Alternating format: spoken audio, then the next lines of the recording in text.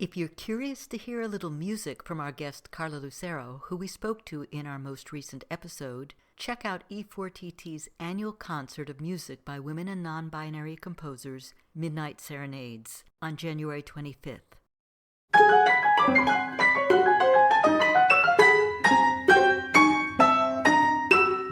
Welcome to For Good Measure, an interview series celebrating diverse composers and other creative artists, sponsored by a grant from the California Arts Council. I'm Nanette McGuinness, Artistic Executive Director of Ensemble for these times. In this week's episode, we continue our conversation with Nina Shekhar, who we spoke to in December 2023. So obviously Bach is a major influence. Beyond Bach, who have your mentors and other major influences been? Or, you can include Bach if you want, because clearly you've thought about him a lot. If I were to say major artistic influences, honestly, my biggest influence is the music that my dad grew up listening to. He was a big classic rock fan. Mm-hmm. And it's interesting, he's an immigrant, right? He moved to the US in the 80s from India. So the way he engaged with music was very much like the way he engaged with culture, kind of understanding what Western or American identity looked like was just by absorbing music. And so he was a really big classic rock person. He loved a lot of British psychedelic music. He really loved Pink Floyd. And so yes. Pink Floyd was a huge influence for me, and just the way that they think about time is so expansive. Yes. The way that they engage with drones and long forms. It was I feel such a relationship with that, and the way that I approach time too. And there's a patience in that music and a transformativeness in that music that I think I really aspire to.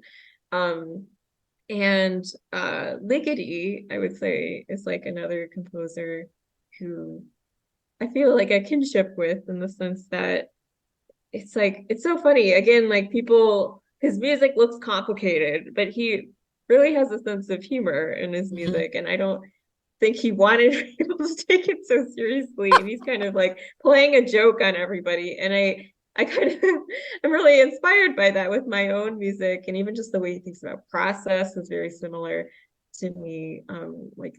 You can see on his scores, there's a line that'll form where everybody's entrances are staggered or things like that. And I kind of feel a kinship with that, and how I think about texture and orchestration too.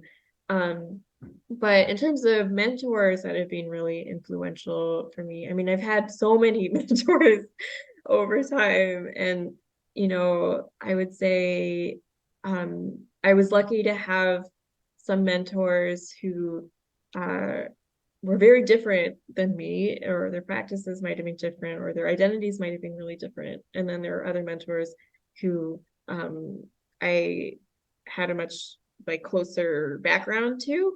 And I feel I learned something different from each of them. So, at USC, some of my mentors where I did my master's were Ted Hearn and Andrew Norman, and they were both very influential to me in different ways. I think that they really encouraged me to take risks with my music and try new things, kind of rethink the way I think about form and my conceptual understanding of what it was that I was doing. And also I think what I loved about them was, at that time, I was really kind of starting to form my own sense of self and what is it that I wanted to do. And, what I loved about both of them was that if I disagreed with them, they were yeah, well, tell me why. And they encouraged me to have my own opinions and Great. Kind of challenge the way they think, the way that I think, and I felt that was a really healthy way for me to figure out my own values, and as an artist. And then some of my other mentors were Gabriella Lena Frank, who is just such a kind human being, just so supportive, and has been through so much in the field. And that piece Quartet I was talking about, I wrote as part of her program. The Mm-hmm. first year that she started her Creative Academy of Music, it was like was one of her guinea pigs, and she had such a supportive environment that I felt safe being vulnerable and actually putting myself out there in a way that I wouldn't have otherwise. Mm-hmm. And Rena Esmail is another one. She was like one of the only Indian American women I knew at the time in our field. And she just understood so many challenges that I was facing, and I could relate so much to her experiences just culturally. And Natalie Joachim is another one, who's at Princeton, who teaches here now, and she's also a flutist and composer. So I feel kind of a kinship with her from that. And I think all of those women just, they're really strong women of color who really paved the way, I think, for younger artists like me. So I feel really grateful to all of them just for being so honest in the way that they approach the field. That's really nice. So you've been lucky that you found obviously really great mentors who let you think and challenge you, but that you found some who had some points of commonality and helped you along your path. Definitely. I feel like I'm grateful to have had both. I think it felt like the real world in a way. It's like, I know that not everybody is going to have some of the same background experiences or challenges that they're facing that I do. They might have different challenges that they're facing. And I know that there's going to be people who just engage with their practice in a very different way than I do.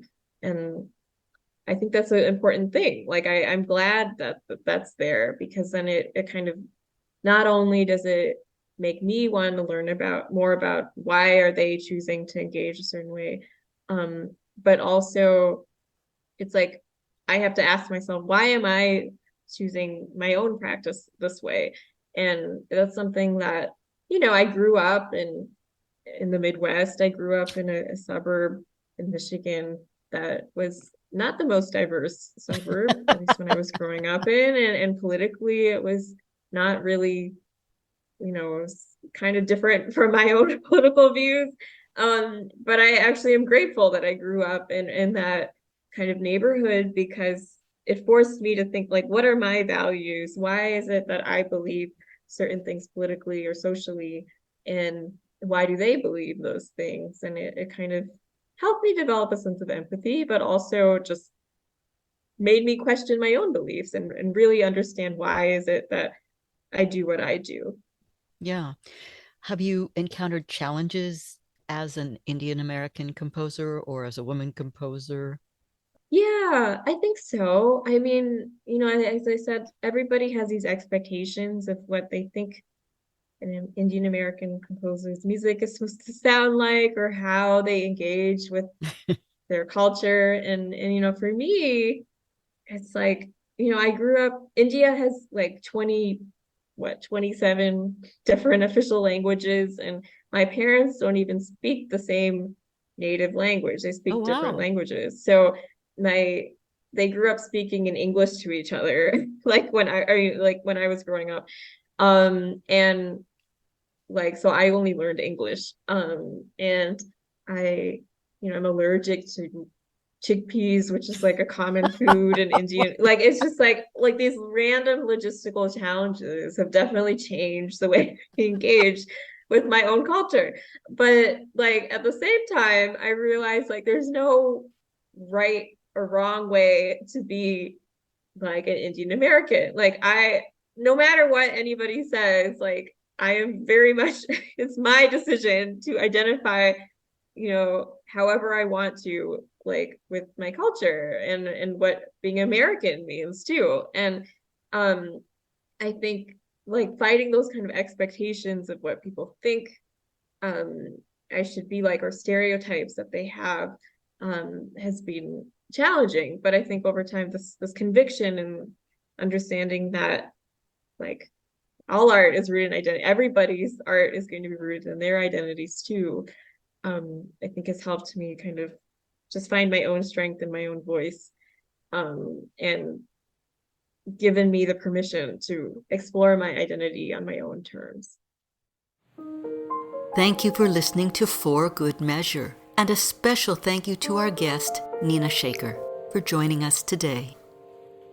If you enjoyed this episode, please subscribe to our podcast by clicking on the subscribe button, and support us by sharing it with your friends, posting about it on social media, and leaving us a rating and a review. To learn more about E4TT, our concert season online and in the Bay Area, or to make a tax-deductible donation, please visit us at e4tt.org. This podcast is made possible in part by a grant from the California Arts Council and generous donors like you. For Good Measure is produced by Nanette McGuinness and Ensemble for These Times and designed by Brennan Stokes, with special thanks to co-producer and audio engineer Stephanie M. Neumann. Remember to keep supporting equity in the arts and tune in next week for Good Measure.